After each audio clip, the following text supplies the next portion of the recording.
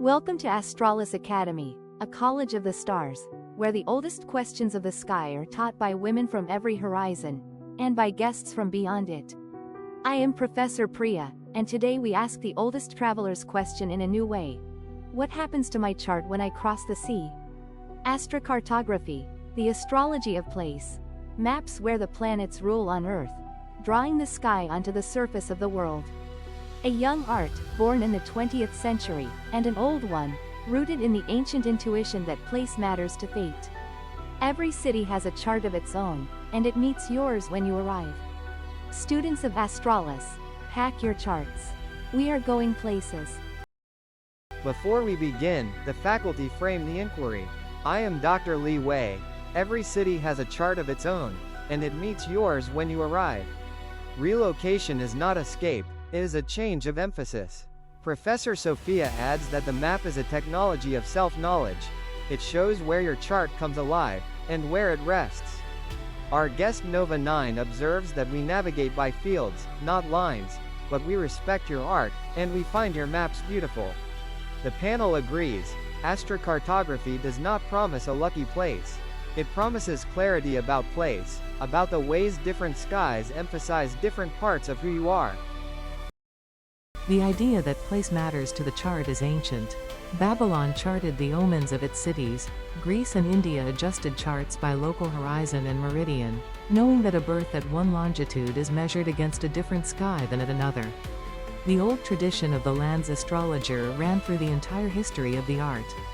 But the systematic mapping of the planets across the globe is modern. It waited for the world to be fully mapped, for the mathematics of the sphere to be standardized, for a 20th century imagination to see the sky from everywhere at once. The roots are ancient, the map is new. In the 20th century, astrologers began to draw the chart onto the world map itself. Lines where each planet rises, culminates, sets, and anti-culminates. Ascendant lines mark where a planet rises. There, its energy enters through the self, the body. Midheaven lines mark where a planet culminates. There, its energy enters through career and public life.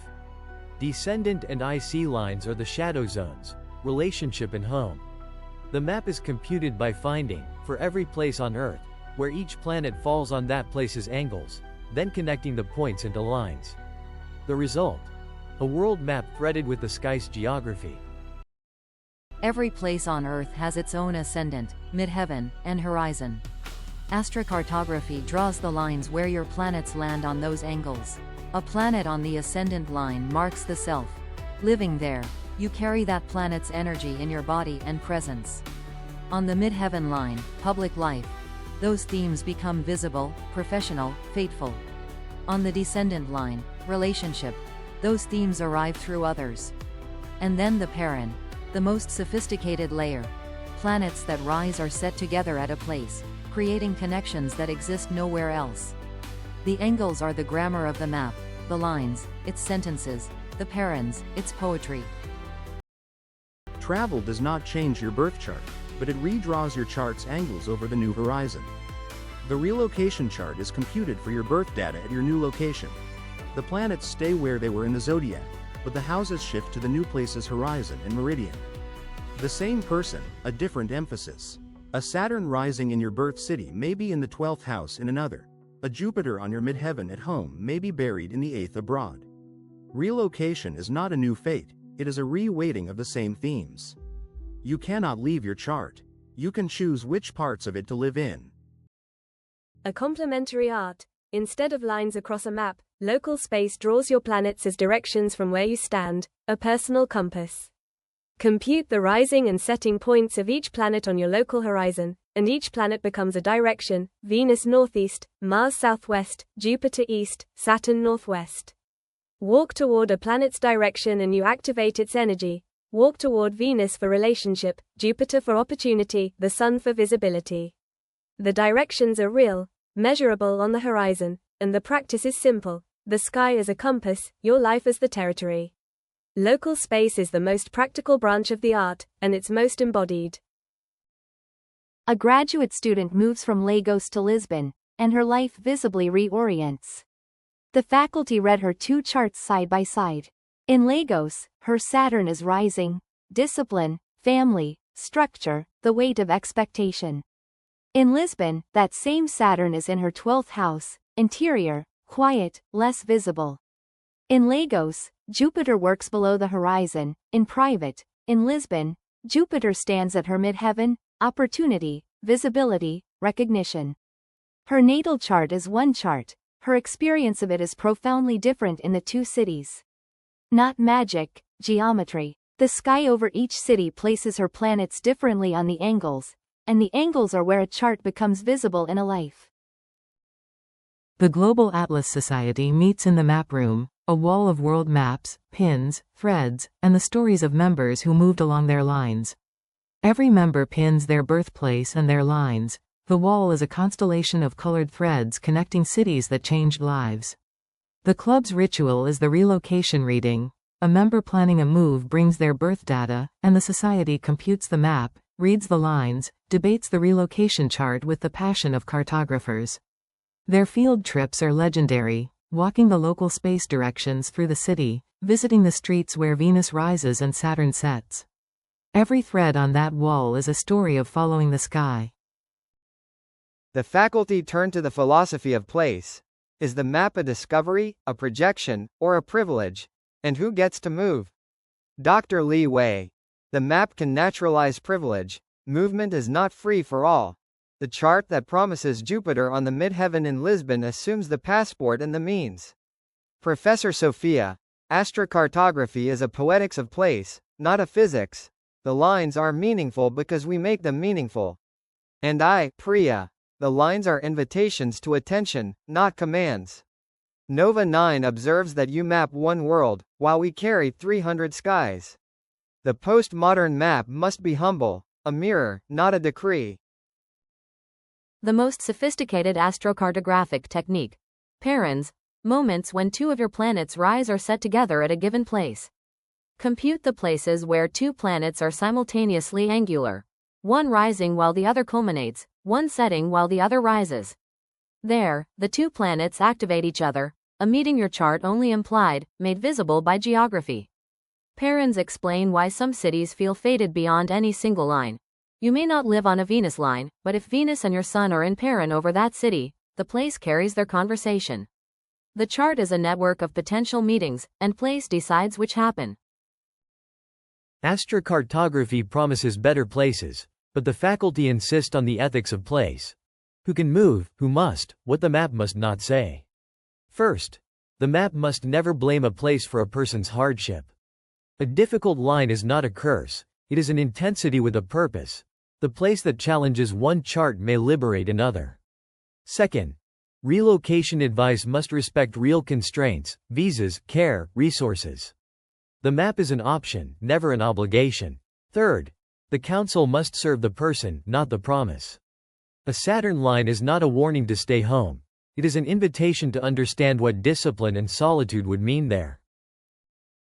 Digital maps, precise ephemerides, and global data have transformed the art and raised new questions. Apps compute full astrocartography maps in seconds. A generation ago, hours. The Tech Guild has built an AI relocation matcher. Feed it your chart and preferences, and it ranks cities by the prominence of your planets on their angles. The results are suggestive, never conclusive. The machine computes the lines, but cannot weigh the life. The frontier is astroecology, charting places themselves, cities, rivers, mountains, as living beings with their own skies. Place is becoming a subject of the art, not just a setting. The map is growing. And so we close this lecture on the sky over every city. The Global Atlas Society meets Fridays in the map room. Bring your birth data, and your dreams of elsewhere. Astralis Academy is a college of the stars, women-led and cosmos-wide. Next lecture. Local space in practice. Walking your chart, visiting your directions. Until then, students, find your line. The sky has a geography, and part of it belongs to you. I am Professor Priya. Clear skies, and clear travels, to you all. Astro-Cartography as we know it was born in the 1970s, the systematic work of one American astrologer, Jim Lewis, who turned the chart into a world map. Lewis, born 1941, saw that the planetary positions of a natal chart could be projected onto the Earth's surface, and that the resulting lines would describe where each planet's energy becomes angular, and therefore visible. His insight transformed practice. Every place is a different chart's angles. He developed the maps, the methods, the terminology still in use, and his Astro-Cartography maps became the classic reference. Lewis died in 1995, but his map is still being drawn, on every phone, in every reading. Each planet's line has its own voice. The sun line, visibility, identity, vitality, center stage, on it, you are seen. The moon line, feeling, home, memory, the private self, on it, family and belonging matter most. The Venus line, beauty, connection, pleasure, relationship. The Mercury line, communication, commerce, learning. The Mars line, energy, action, assertion. Each line is a lens, the same chart, a different emphasis. The map is a wardrobe of selves, and the lines are the outfits. The faculty teach the inner planets first, their lines are the daily weather of a relocated life, and the outer planets second, with care. The modern planets draw the most dramatic lines, and the most demanding. The Uranus line, upheaval, invention, freedom, electricity, on it, your life is punctuated by change and breakthrough. The Neptune line, dream, dissolution, art, the liminal, on it, boundaries soften and imagination grows. The Pluto line, power, intensity, transformation, on it, your life is marked by depth, crisis, and renewal. These are not punishments or prizes, but intensities, territories where the chart's most powerful players take the stage. Living on an outer planet line is like living in that planet's weather. Demanding, revealing, never neutral. The map does not judge. It shows. Astrologers often divide lines into good and hard, but the faculty insist the map is subtler than a fortune cookie. A hard line, Saturn, Pluto, is not bad luck, it is intensity with a purpose. Saturn on the angles brings structure and discipline, and with them, often, difficulty, but also mastery. Pluto brings transformation, and with it, often, crisis, but also depth. And a good line does not remove the chart's other themes. You can live on your Jupiter line and still face your Saturn return. The mature reading weighs the whole. Which emphasis serves this life now? The map is a conversation between your chart and your choices. Love follows longitude. Moving along the map changes the meeting of two charts. A Venus line brings relationship themes to the foreground, not a guarantee of love, but a sky that speaks of it more loudly. The synastry of places is the deeper art. How two people's maps overlap, which places activate both charts, where the two skies agree. Couples relocating face a shared question, choosing a shared sky. Compute both maps, find where each partner's important planets are angular, weigh the overlap. No place is perfect for two charts at once, but some are good enough, and the conversation about which place is a conversation about the relationship itself. An engineer's Jupiter midheaven line crosses Berlin, and a stalled career finds its stage. His chart showed a strong but buried Jupiter, opportunities that never surfaced. The relocation chart for Berlin brought Jupiter to the career angle, and within 2 years, his work was visible, recognized, promoted. The timing compounded the place. The move coincided with his Jupiter return, the 12-year cycle of expansion. Place and time collaborated. The line gave the stage, the return gave the cue. The lesson. The map is read with the clock. A line is an invitation, but the timing of a move decides whether the invitation is accepted. The Global Atlas Society's sharpest questions, and the faculty's candid answers. Can I move to escape my chart? You can change its emphasis. The themes remain yours. Do virtual places count? The horizon is real. The avatar is a new question. We are still working on it. Where should Nova 9 relocate? Our guest shimmers. My sky moves with me. The laughter turns serious. What does place mean for beings who carry their own skies? The question is the postmodern edge of the art. The map assumes a fixed sky, and the cosmos is full of moving ones. The newest frontier. Not your chart over the world, but the world's own charts, cities, rivers, mountains.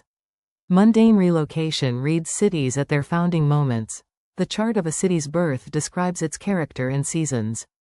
The chart of a place, its own angles, its own planetary weather, can be read alongside the charts of its people. And eco-astrology goes further, reading landscapes as living charts, mountains as nodes, rivers as lines. The faculty are cautious, the methods are young, the claims bold, but the direction is clear. Astrology is expanding from persons to places, from biographies to geographies. The map is becoming the territory. Beyond technique, the faculty reflect. What does it mean to feel at home, astrologically, psychologically, spiritually? Home is where the chart's center holds. Where your angles feel like your own. Where your planets can speak without distortion. Elsewhere is where the chart's edges come alive. Where hidden planets take the stage, where the quiet parts become loud. And the map is a mirror of longing. The places you dream of are data about your unfinished selves. Students are asked to map their longings. The cities they dream of, the lines they feel drawn to. The exercise always reveals, the map of desire is as readable as the map of the sky. The Tech Guild has built an Astro-Cartography engine, computing lines, parens, and local space directions for any birth data, anywhere. It draws full world maps in milliseconds. It cross-references migration data and life outcome surveys, asking whether the lines correlate with measurable experience. Do people on their Jupiter lines report more opportunity? Do Saturn line residents describe discipline or hardship? The honest findings so far. The lines correlate with experience, weakly, but really. The signal is small, the confounders many, and the results preliminary. But the experiment matters. The map is being tested, not just believed. The faculty return to the deepest concern. In a world of forced migration, what does the art owe those who have no choice of place?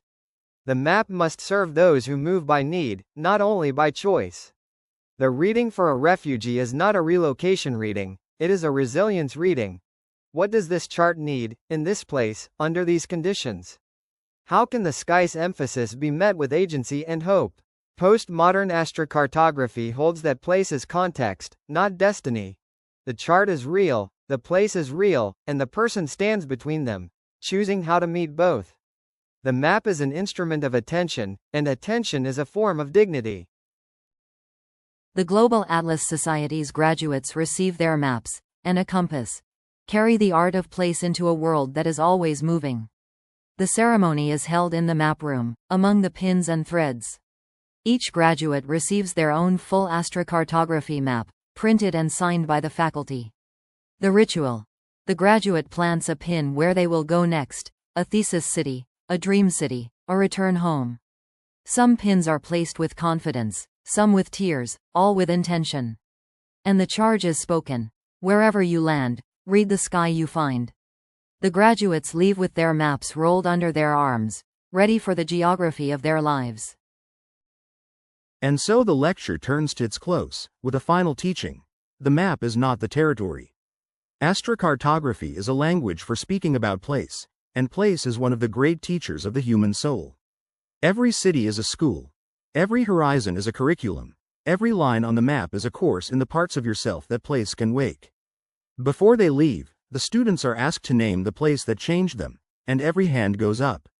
That is the truth the map serves. Not prediction, but recognition. The sky over every city is different, and each has something to teach you about who you are. This has been the Astralis Academy lecture on Astro-Cartography, the astrology of place. We drew the lines, read the angles, walked the local space compass, followed the parens. If you take one thing, let it be this. The sky has a geography, and part of it belongs to you. Astralis Academy welcomes you. Women-led, multicultural, open to intelligences from every world. Join us Fridays in the map room. Find your line, and may your charts always lead you somewhere worth going.